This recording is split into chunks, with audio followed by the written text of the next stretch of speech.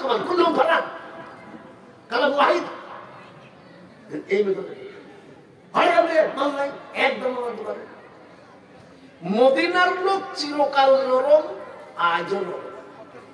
Medina দিয়ে জিজ্ঞেস করুন ভাই কিসের দাম কত, ভাই 10 টাকা, একটু কম হবে না? ভাই যান আমাদের দোকানের একই দাম। বলুন এই কথাটা কেমন আর ওই কথাটা কেমন? তো মক্কার লোক দেখছে আমাদের কাবাকে তুমি বেইজ্জতি করবা। তারা বিদেশে ব্যবসা করতো, যে ব্যবসা করতে যে সেই গির্জার পাশে বাবা রাত্রি লেগে আছে, ওইখানে ওরা থাকছিল, খাওয়া দাওয়া করে ভোরে ভোরে সেই গির্জার ভেতরে পায়খানা করে দিয়ে বাধ্য পালিয়ে এসেছে। সকালবেলা এই খবর হয়ে গেল, বাদশাহ খবর গেল এই কারবার। বাদশাহ বলছে ছিল কারা রাত্রে দোকানে? সে মক্কা যারা ব্যবসা করতেছে তারাই।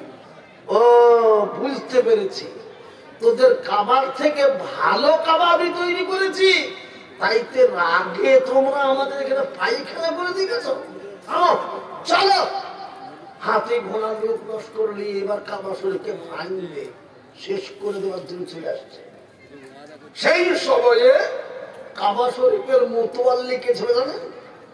নবীজির দাদু আব্দুল মুত্তালিব। এটা কবেকার ঘটনা? নবীজি পৃথিবীতে আসার 52 দিন আগে, তখন নবীজি মায়ের পেটে আসেনি।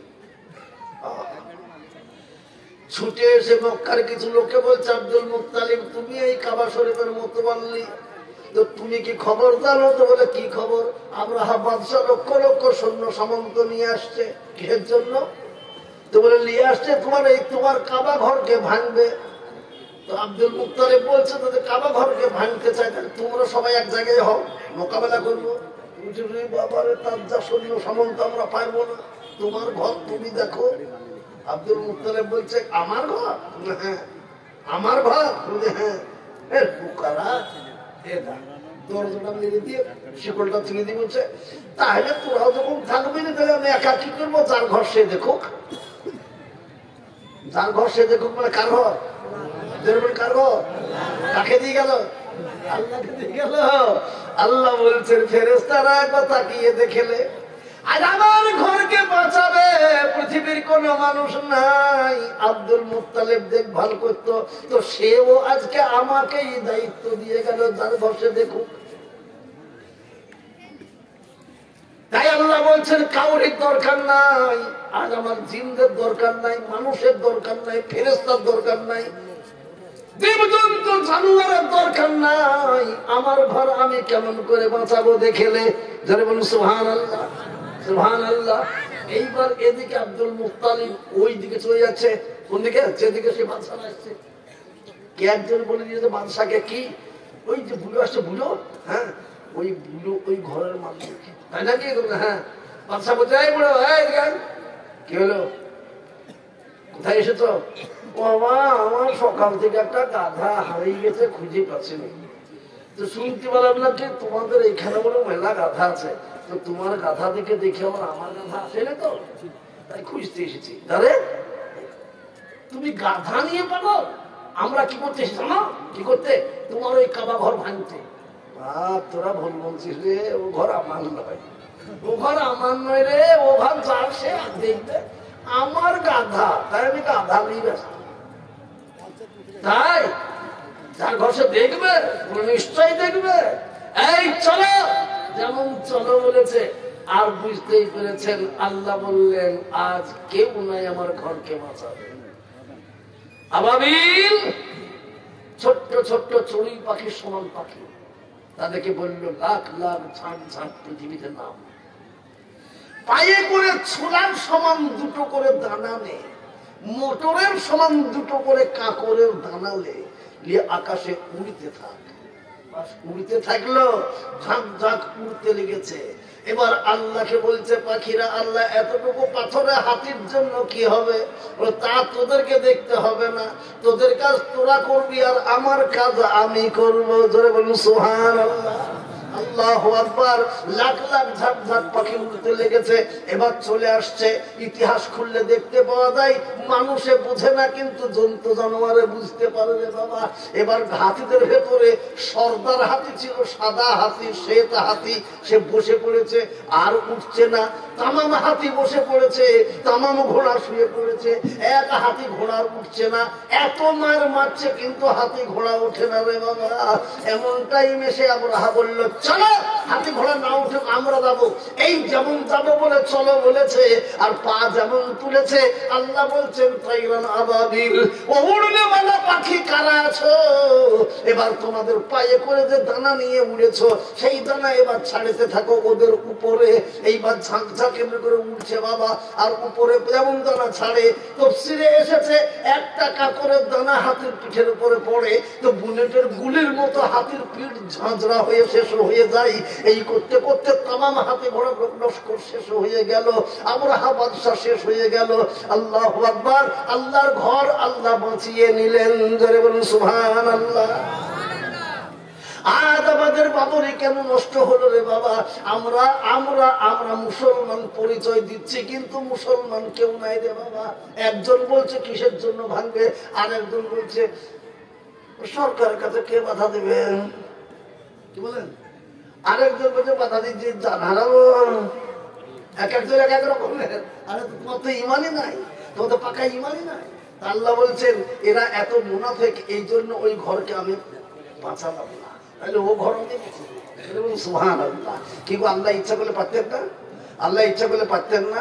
শুনতে পাচ্ছেন না?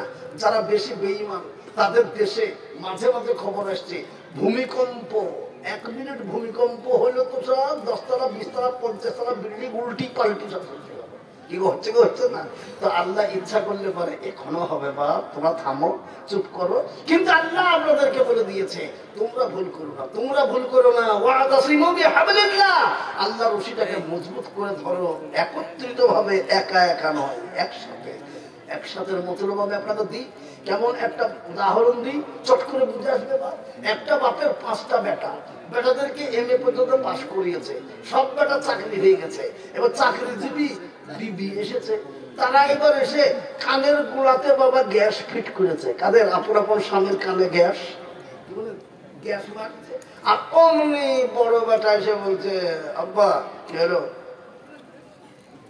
একসঙ্গে থাকা হবে না, আমাদেরকে পৃথক করে দেবে। বাপ বলছে রে বেটা, এক জায়গায় থাকা কত ভালো, কত লাভ, জানিস নি বাপ? যত রকম করে বোঝায়, নিজে বেটা বলে বড় ভাই ঠিকই বলেছে, আলাদা আলাদা সব আলাদা। কিছুতেই যখন মানলো না, তখন বাপ বলছে ঠিক আছে তাহলে কাল সকালবেলায় আসিস। এবার সকালে ওরা আসার আগে বাপ করেছে কি, বাঁশ ঝাড়ে গেছে। বাঁশ ঝাড়ে দিয়ে আঙুলের সমান মোটা মোটা এইরকম মোটা মোটা 5টা কঞ্চি কেটেছে। 5টা কঞ্চি কেটে এই 5টা কঞ্চিকে বাবা এক জায়গায় বেঁধেছে, বেঁধে রেখে দিয়েছে। এবার বেটা এসেছে, বাপ এই হলো, বাপ জন্য এই হলো। হ্যাঁ, এ দেখো কটা কঞ্চি গুলো তো 5টা বাঁধা আছে। 5টা কঞ্চি যদি এইরকম মোটা এক জায়গায় বাঁধা থাকে একটা বাঁশ হবে কিনা? একটা মোটা বাঁশের মতো হবে কিনা? হ্যাঁ। এবার বলছে বড় বাপ কি হলো, এলাম ভাঙতো বাপ, ভাঙতো। সে একবার সে হাঁটুতে লাগিয়ে দিয়ে দাঁত খিটিমিটি করে এত কায়দা করতে ব্যাগ খাও করতে পারে, বুঝে মেজো তুলে সে নিয়েছে। 5 বেটাকে কর্ম দিয়েছে, তারা একবারে যেমন করে চেষ্টা করার দরকার সব রকম করে দেখলো, সে কঞ্চি হিলাতে পারল না। পারলে না বাপ না। এবার বান্ডিলটা খুলেছে, খুলে এই বেটা ধর, একটা একটা করে কঞ্চি 5 বেটাকে বলছে এইবার আপন আপন হাতের কঞ্চি গুলো ভাঙতো, পোড়াও মোড়া একটা করে কঞ্চি। কি বাপ ভেঙে দিয়েছ? আচ্ছা, আর আমার কোনো চিন্তা নয়। এইবার কি বলছিলে তোমরা, এক জায়গায় থাকবা না নাকি? বড় বেটা বলছে আব্বা বুঝতে পেরেছি। না আমরা আলাদা হবো না, আমরা এক জায়গায়। কেন আলাদা হতো? আলাদা না সব বেটা বুঝো না। কেন রে? বুঝতে পেরেছি। কি বুঝতে পারলে? ওই দেখুন 5টা এক জায়গায় কিছুতেই ভাঙা যাবে, একটা একটা করে পড়া পড় ভেঙে দেবো। আমরা যখন আলাদা হয়ে যাবো তখন যে আসবে সে আমাদের মেয়েজি কেটে টাকা দেবে, কিন্তু এক জায়গায় কিস্তি হবে। সুবহানাল্লাহ, আল্লাহু আকবার। তার জন্য আল্লাহ বলছে কাপাইডাঙ্গার মুসলমান কাদিসার মুসলমানের সঙ্গে দেখলে একেবারে তেলে বেগুনে জ্বলা। বেগুন বাড়ির মুসলমান গুলা কাপাই ডেকে দেখে কাপাস ডেঙ্গি কি বলেন এমনি করে মুখ চাকরাচ্ছে। আমি সেদিন বলছিলাম আহলে হাদিস ভাইদেরকে, একবার চোখ বন্ধ করে বলছে কি হানফিরা কাফের কাফের কাফের কাফের কাফের। একজন বলছে তো সঙ্গে সঙ্গে আমি সেখানে পরবর্তী বক্তা আমি গেলাম, আমি তাদেরকে বলছি ভাইজান ওই বাজারের হিন্দু কাফের তার মেয়ের সঙ্গে তোমার ছেলে বিবাহ হবে? বলে না। তাহলে আমার বাড়িতে তোমাদের মেয়ের বিয়ে হয়েছে, দিলে কেন? কাফের হানাফি তো কাফের, দিত কেন? বদমাইশ জেনা কর, তোর বিটিটাকে ওই কাফেরদের বাড়িতে জেলা করতে পারিস? তামাম আহলে হাদিসরা বলছে অভাব ব্যাপার। এক্ষুনি কাফের বলছিল হানাফিদেরকে, কি হাসি। আর এইবার জবাব দাও না, দাও। চুপ বলে কার সে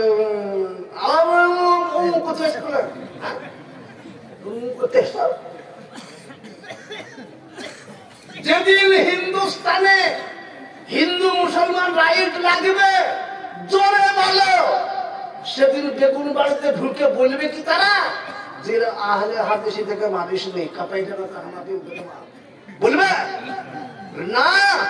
এক কর থেকে পাইকিরি হার চালাবে।